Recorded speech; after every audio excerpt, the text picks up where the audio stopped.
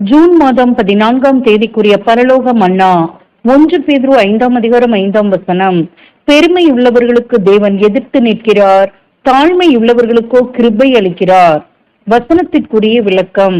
அன்பானவர்களே, சகலத்துக்கும் மேலாக நாம் மனத்தாழ்மையை காத்துக் கொள்வது அவசியமானது.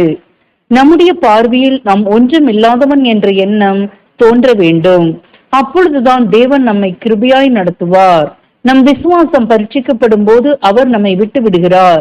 அவருடைய ராஜ்ய சேவையில் இன்று சற்று உயர்த்தப்பட்டு உற்சாகப்படுத்தப்பட்டால் மனமேட்டுமை அடையாமல் தாழ்மையுடனும் பணிவுடனும் நான் ஒன்றும் இல்லாதவன் என்றும் தேவனே என்னை நடத்துகிறார் என்று உணர வேண்டும்.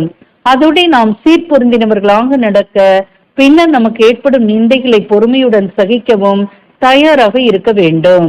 முன்னே உயர்த்தப்பட்டு பின்னர் நிந்தை வரும்போது பொறுமையை இழந்து போவாயானால் நீ ஆவிக்குரியபடி இன்னும் பூரணப்படவில்லை என்பதை உணர்ந்து கொள். ஆமேன்.